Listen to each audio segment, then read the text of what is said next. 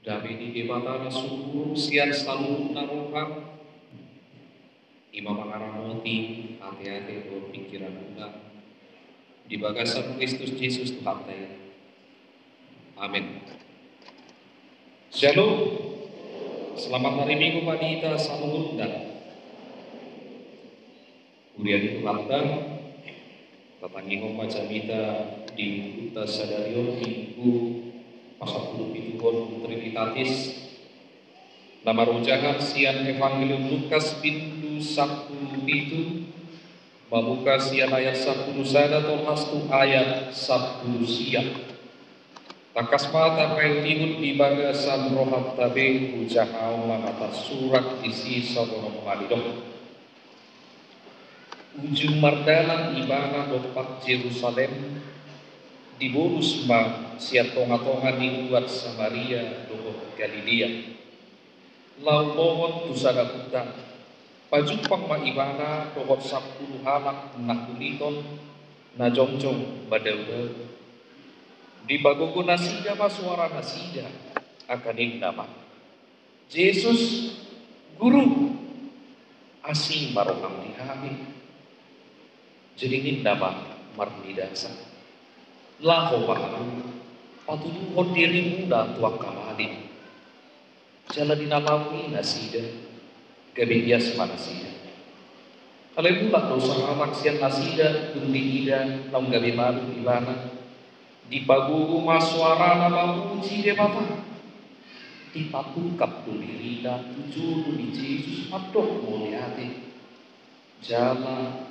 halak sama dia alai dina Yesus mengalusi dah 10 nasida nong kerias di dia lu nasihatari dangan jumpa kami na ulang pasangap pun dewata pun dihalat dagang laus din nama madok iban hehe mahu lahoma hapon Xiaomi do baluaho kong ilo yang kau sangat nak huyan atas selama ulang tahun pada kita selalu hunda agak bingung kita selama ulang tahun pada kita selalu hunda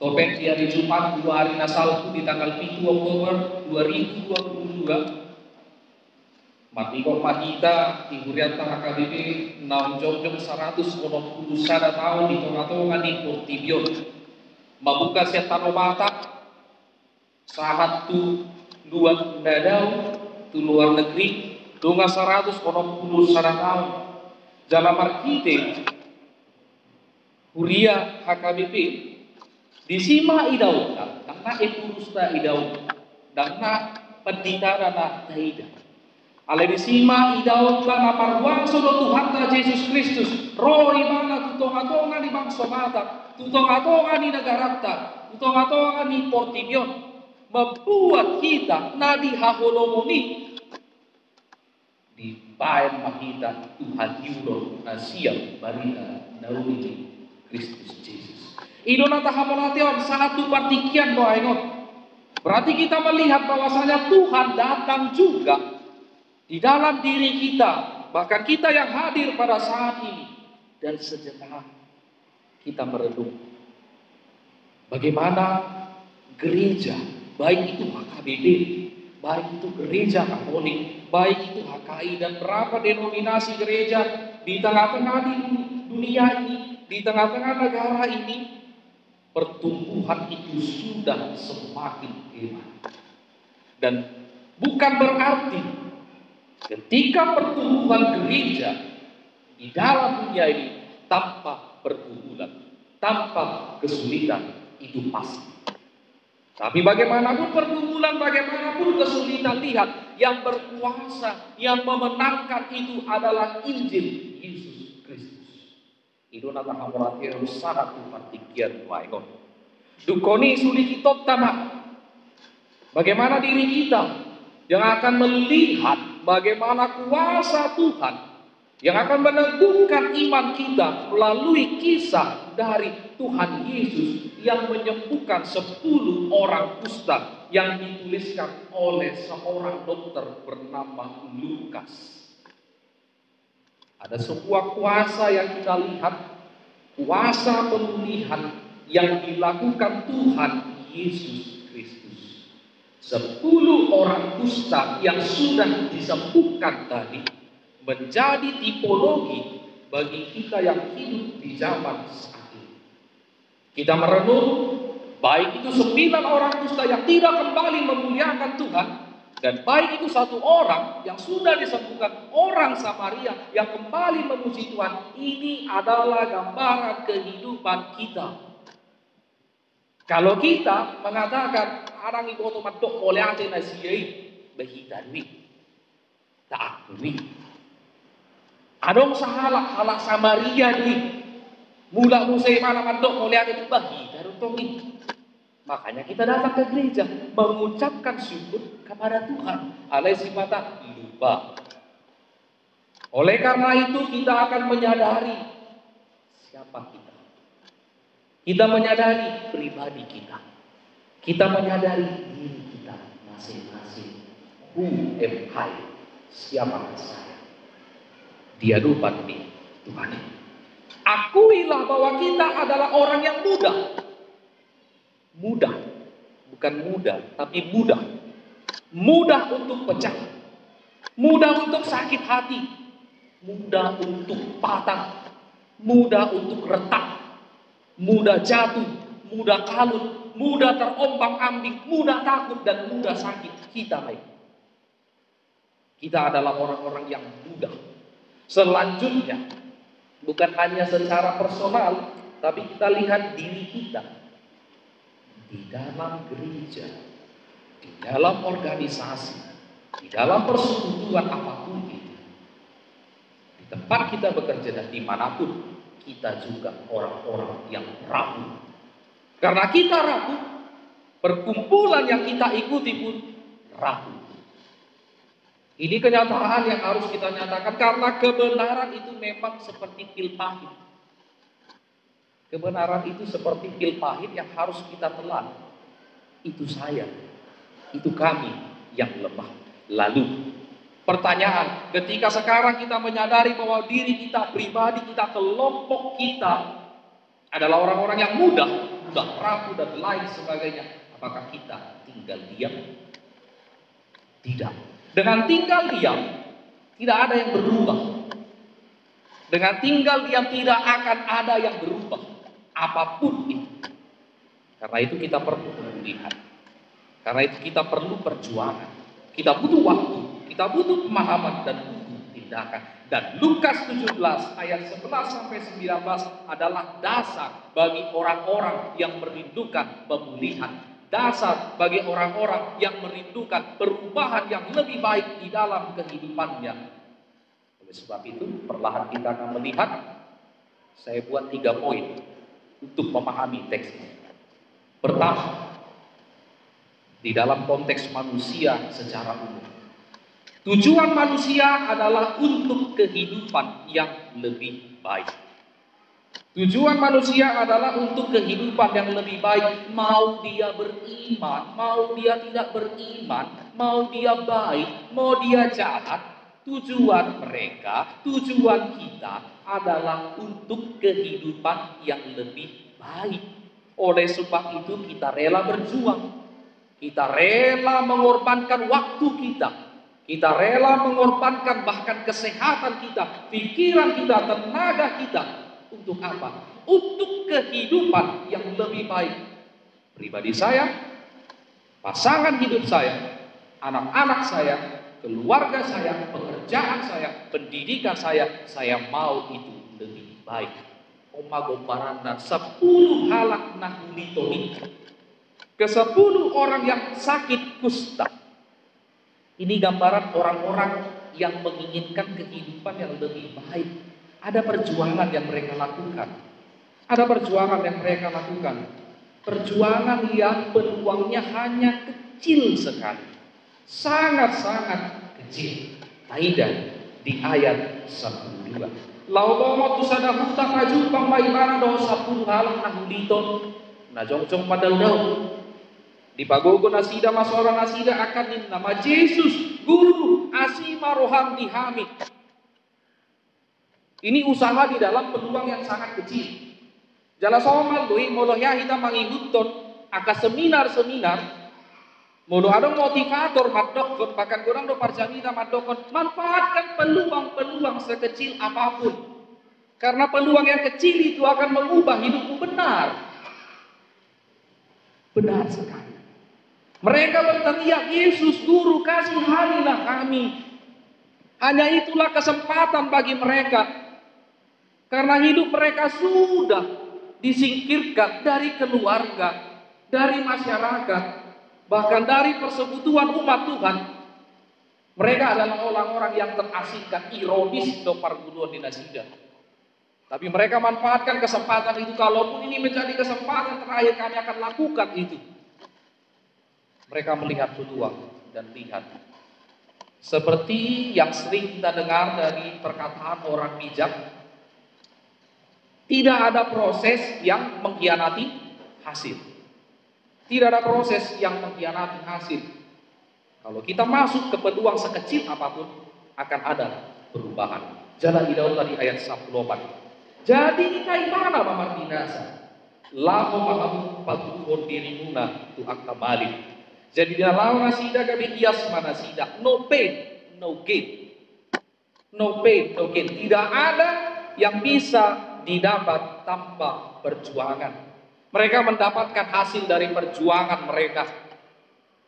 Apa itu? Kesembuhan. Mereka menjadi tahir. Inilah perjuangan yang menentukan kesuksesan seseorang. Ombak-ombakan di Jomba secara umum. Itu yang pertama. Yang kedua, akan kita kerucutkan seperti spiral. Bagaimana kita sebagai pengikut Kristus memulai. Kita mulai. Yang kedua adalah menyadari hasil perjuangan dan kehidupan kita adalah anugerah Tuhan. Itulah iman yang sesungguhnya. Menyadari hasil perjuangan dan kehidupan kita adalah anugerah Tuhan. Itulah iman yang sesungguhnya. Ombak nagabi hasurungan di kita. Somon halak na porsia di Tuhan Yesus Kristus. Bukan perkataan bohong yang mengatakan saya kan mendapatkan tempat di Unsri karena saya belajar, karena saya berjuang, makanya saya menang. Saya akan bekerja di tempat saya bekerja hari ini karena saya juga berjuang untuk itu. Saya berkorban untuk itu. Dan saya sampai di level ini sekarang. Betul, tidak ada yang salah. Tidak ada yang salah. Namun, kalau itu tidak berimbang dengan hal yang lebih spiritual lagi, bahwasanya usaha saya itu pun tidak akan bisa berhasil kalau Tuhan tidak berkehendak. Nah, di sini masalah. Perhatikan. Tuhan Yesus pun tahu Dia memberkati siapa-siapa saja, baik itu yang tidak percaya kepada Tuhan ataupun yang percaya. Dan Tuhan juga tahu siapa yang berterima kasih, yang memuliakan Tuhan, dan siapa yang tidak. Maka nabo suku-suku di Tuhan Yesus ini ada siang hari. Hanya satu orang yang kembali memuliakan Tuhan. Dia adalah orang Samaria, orang yang dianggap najis oleh umat Israel. Ini gambaran Bapak Ibu. Ini gambaran. Lihat. 10 halak roh mangido pasu-pasu. Itu Tuhani. Itu kita. Kita datang kepada Tuhan meminta berkat. Ya Tuhan berkati kami, berikan kami kesehatan, berikan kami hikmat kebijaksanaan, berikan kami pekerjaan, berikan kami rezeki, berikan kami keturunan, berikan dan lain sebagainya untuk membahagiakan diri saya. Tuhan kasih.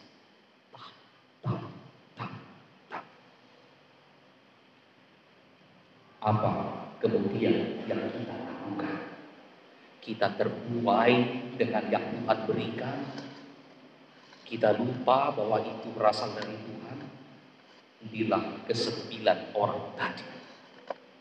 Inilah ke-9 orang tadi. Tidak tahu kemana. Apakah dia terbuai dengan kebahagiaannya, terbuai dengan kesembuhan yang diberikan, terbuai dengan masuknya mereka dalam kelompok masyarakat, naik lagi status sosial mereka. Ini yang menjadi pertanyaan. Lihat, 9 berbanding 1. 9:1. Hanya satu orang yang datang memuliakan Tuhan. Saya akan bagikan sebuah cerita dari seorang ibu tua yang miskin. Seorang ibu tua yang miskin yang anak-anaknya menjadi orang yang sukses. Ibu ini tidak menjalani pendidikan seperti orang umumnya, tapi anak-anaknya bisa sukses. Lalu seseorang bertanya kepada dia, "Ibu, bagaimana caramu mendidik anak-anakmu mereka bisa menjadi orang yang sukses dan berguna?" "Saya tidak bisa mengajari mereka untuk membaca, karena saya tidak tahu membaca. Saya tidak bisa mengajari mereka untuk menulis, karena saya tidak tahu bagaimana caranya menulis. Saya tidak pernah mengajari mereka matematika, karena saya tidak pernah sekolah. Saya tidak bisa mengajari mereka bahasa Inggris, karena saya tidak pernah menemukan bahasa Inggris dalam kampung saya. Yang saya ajarkan hanya 3 nilai kepada mereka. 3 nilai yang saya ajarkan kepada anak-anak saya. Nilai pertama adalah, anakku, ketika kamu meminta pertolongan, ucapkan kata minta tolong dengan setulus hati dan penuh dengan kerendahan hati. Ketika kamu meminta tolong, ucapkan itu tolong dengan setulus hati dan penuh dengan kerendahan hati." Itu nilai yang pertama. Nilai yang kedua yang saya ajarkan kepada anak-anak saya, ketika kamu telah ditolong, ucapkan terima kasih dengan setulus hati dan penuh dengan kerendahan hati. Karena kalau kamu tidak ditolong, kamu tidak bisa seperti ini. Dan nilai ketiga yang menyempurnakan itu adalah, ketika kamu masih hidup, ucapkan syukur dengan setulus hati dan penuh kerendahan hati kepada Tuhan, si pemilik kehidupan. Saya hanya mengajarkan 3 nilai itu kepada anak-anak saya, dan saya tidak tahu luar biasa mereka menjadi orang-orang yang berguna. Ini bisa menjadi sebuah pelajaran kepada kita, Bapak Ibu, saudara-saudari yang terkasih di dalam Tuhan Yesus Kristus. Kalau kita menyadari bahwa hidup kita ini adalah anugerah dari Tuhan, kekuatan yang Tuhan berikan sehingga kita mampu berusaha, mampu bekerja, kita sampai pada titik ini, apa yang bisa kita lakukan selain daripada berlutut, berseru dengan sekuat suara kita, memuji Tuhan yang berkuasa di atas segalanya. Saya dianugerahkan kehidupan ini. Dan lihat, kita harus sadari kenyataan ini. Saya akan membuka situasi yang betul-betul real, supaya kita tidak gampang dibohongi oleh para motivator-motivator, oleh para orang-orang yang sering membuat kita dinidak-bobokkan dengan perkataan yang membuai kita. Ingat, selama kita hidup, kita akan terus menderita. Saya harus katakan itu. Selama kita hidup, kita akan tetap menderita. Yang kita doakan, teman-teman yang kuliah di industri, saudara-saudari mendoakan pendidikan ini bukan sampai kepada proses. Susah tidak? Susah. Semakin naik semester akan semakin susah. Bahkan ingin keluar pun menjadi seorang sarjana itu susah. Belum lagi nanti teman-teman berdoa, berikan pekerjaan, berikan jodoh. Pekerjaanmu akan menyusahkanmu. Pasangan hidupmu adalah temanmu untuk bertengkar. Anak-anak yang akan Tuhan anugerahkan itu juga menjadi tantangannya, menjadi kesulitannya. Ini fakta. Lihat orang Samaria, satu orang yang sudah disembuhkan. Apa yang terjadi? Dia sembuh, dia tahir. Tapi apakah mengubah harkat martabatnya menjadi orang Israel? Tidak. Orang Samaria tetap menjadi orang Samaria. Orang Samaria tetap disingkirkan dalam perkumpulan umat Israel.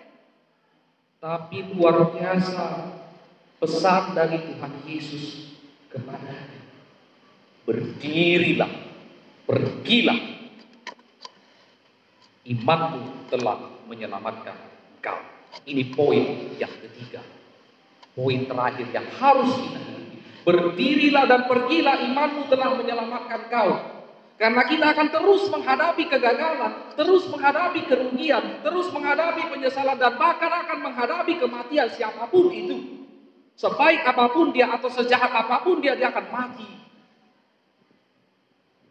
Tidak pandang umur, tidak pandang siapa dia dan apa yang sudah dilakukan, akan melewati tahap itu.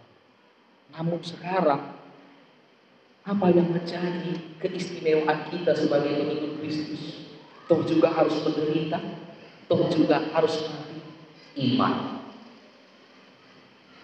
Apa itu iman? Ini yang sering menjadi bias. Sering menjadi bias. Contoh. Sudehita halak bata. Dohonok putui. Molo di gereja. Dan pola bakol hita magdokot namate. Dan pola bakol. Nasa jonma ikon mate biasa tu hataot tay di gereja. Aleberek dung saat tu jabu. Molo ditarik ti hamate setegi jabu.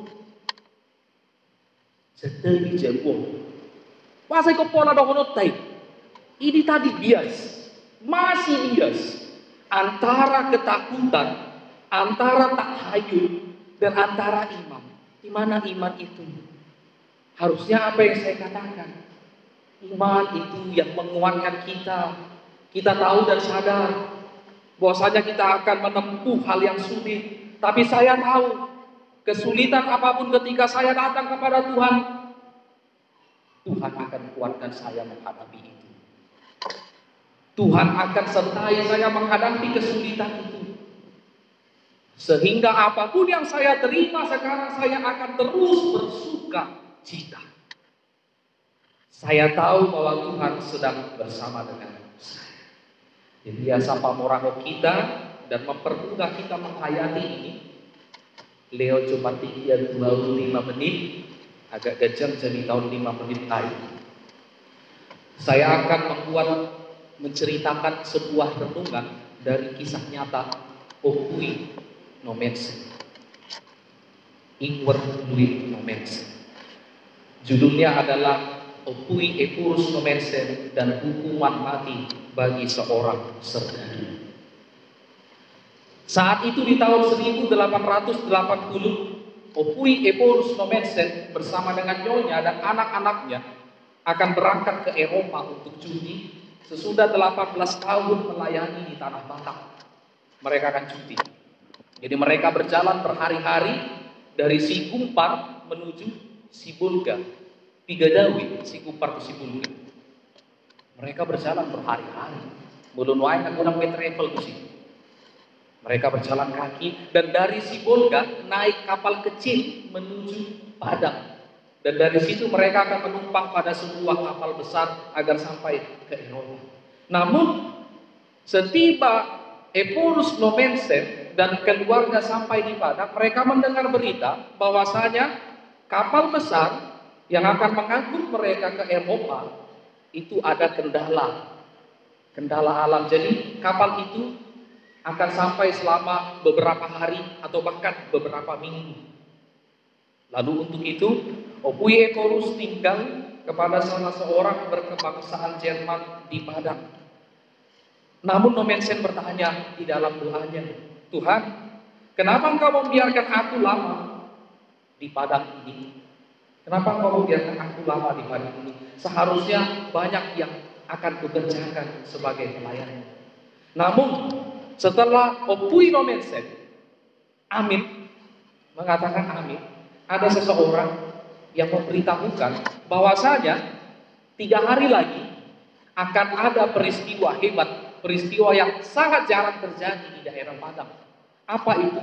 Eksekusi mati kepada seorang serdadu Belanda karena dia berbuat onar kepada serdadu-serdadu yang lain. Serdadu itu bernama De Pauw. Serdadu itu bernama De Pauw. Jadi karena Epurus tahu bahwasanya serdadu itu akan dihukum mati, dia berdoa kepada Tuhan. Jikalau ini Tuhan menjadi pelayanan saya di padang, kuatkan dan berikan saya hikmat untuk menghibur dia yang akan menjalani kematiannya. Lalu tidak hanya berdoa, Nomensen datang menemui kolonel dan dia meminta izin. Izinkan saya selama beberapa kali mengunjungi serdadu yang akan dihukum mati itu. Kolonel langsung berkata, kalau kau bisa silakan, karena ini adalah orang yang sangat keras dan jahat. Dia tidak akan menerima apa perkataanmu, tapi terserahmu. Kalau kau mau datang, silakan, kapan saja kau bisa datang. Lalu singkat cerita, Nomensen datang menemui serdadu itu dengan penuh kelembutan. Nomensen berbicara kepada serdadu itu, meminta dia agar menyesali perbuatannya. Namun apa yang terjadi? Serdadu itu membenarkan dirinya. Dia mengutuk para pimpinan-pimpinan, bahkan dia mengutuk para pendeta yang sering membodoh-bodohi hanya untuk mendapatkan uang. Dia katakan itu dengan begitu keras. Lalu Nomensen yang mendengar perkataan itu sangat sedih. Dia tidak tahan lagi. Lalu dia pulang. Karena dia mendengar sendiri bahwa The Paul sudah mengutuk gereja, mengutuk Tuhan, dan mengutuk para hambanya. Nomensen terus berdoa dan meminta pertolongan daripada Tuhan. Lalu kemudian di pertemuan selanjutnya, Nomensen terus berusaha dan Roh Kudus mengajari Nomensen. Dia bertanya kepada The Paul, apakah ibu yang melahirkanmu masih hidup? Apakah ibu yang melahirkanmu masih hidup? Lalu serdadu itu menceritakan bahwa ibunya masih hidup. Nomensen kembali bertanya, apakah dia pernah menulis surat kepada ibunya bahwasanya dia akan terkena hukuman mati? Mendengar pertanyaan itu, serdadu itu terdiam. Lalu Nomensen kembali mencari tahu tentang ibunya. Apakah ibumu seorang yang taat kepada Tuhan? Apakah ibumu pernah mendoakanmu? Karena engkau sama seperti anak yang hilang ayah. Tidak tertahan, air mata dari serdadu itu tumpah. Dan dia menyatakan bahwasanya ibunya adalah orang baik. Ibunya yang berusaha membesarkan dia ketika kematian ayahnya. Dan bagaimana ibunya mendoakan dia setiap hari, menasehati dia untuk berubah menjadi orang yang lebih baik. Namun dia lawan itu. Lalu dengan penuh gemetaran, dia mengatakan kepada Nomensen, doakan saya telah menyesali perbuatan saya. Nomensen kemudian memberikan sebuah Alkitab kepada serdadu ini dan meninggalkan pasal Yohanes 3 dan 1 Yohanes 1 kepada serdadu tersebut. Dan singkat cerita, tibalah hari penghukuman mati tersebut. Serdadu itu berjalan dikawal oleh tentara yang lain dan dia membawa Alkitab yang diberikan oleh Nomensen. Dan sebelum dia dieksekusi mati, dia memanggil Nomensen untuk mendoakan, untuk meneguhkan hatinya bahwasanya jika ini detik-detik terakhir kematiannya, teguhkan imanku dan yakinkan aku akan bersama dengan Kristus pada akhir. Lalu Nomensen mendoakan dan eksekusi akan dimulai. Nomensen mundur, orang tersebut tetap memegang Alkitab dengan tangan kirinya dan tangan kanan menegakkan ke atas sambil berdoa di dalam doa Bapa Kami. Dan ketika waktunya tiba, tembakan sampai kepada serdadu itu dan serdadu itu mati seketika. Tapi ada sebuah hal yang sangat luar biasa yang terjadi ketika penembakan itu. Alkitab terbuka dan tangan serdadu itu menunjuk sebuah pasal di Alkitab. Sebuah pasal dari 1 Yohanes 1 ayat 7. Boleh kita baca 1 Yohanes 1 ayat 7. Tetapi jika kita hidup di dalam terang sama seperti Dia ada di dalam terang, maka kita beroleh persekutuan seorang dengan yang lain, dan darah Yesus anaknya itu menyucikan kita daripada segala dosa. Dan Alkitab itu dikuburkan dengan saudara. Ini adalah sebuah kisah nyata yang menjadi refleksi bagi kehidupan kita, Bapak Ibu. Kita datang kepada Tuhan meminta pengampunan, Tuhan ampuni. Tapi tetap kita akan alami, kita akan jalani penderitaan, kita jalani kesulitan. Namun yang berbeda adalah kesulitan itu kita jalani bersama dengan Tuhan Yesus Kristus. Dan sampai pada akhir hidup kita, Tuhan beserta kita. Dan setelah kita mengakhiri pertandingan ini seperti yang dikatakan oleh Rasul Paulus, aku telah mengakhiri pertandingan ini dan aku akan menerima mahkota kehidupan yang sudah dipersiapkan kepada orang-orang yang percaya. Inilah iman yang menyelamatkan kita. Baik itu ketika kita mengalami kesulitan, baik itu ketika kita menerima berkat dari Tuhan, bersyukur kepada Tuhan, datang kepada Tuhan, berikan pujian yang terbaik. Dan tanggal 16 Oktober Tuhan menantikan yang terbaik dari kita. Dan saya akan katakan kepada seluruh mahasiswa sektor Timbangan, Gang Buntu, Gang Lampung, berikan pujian yang terbaik pada hari Minggu tanggal 16 Oktober. Karena Tuhan menantikan itu. Amin. Kita berdoa.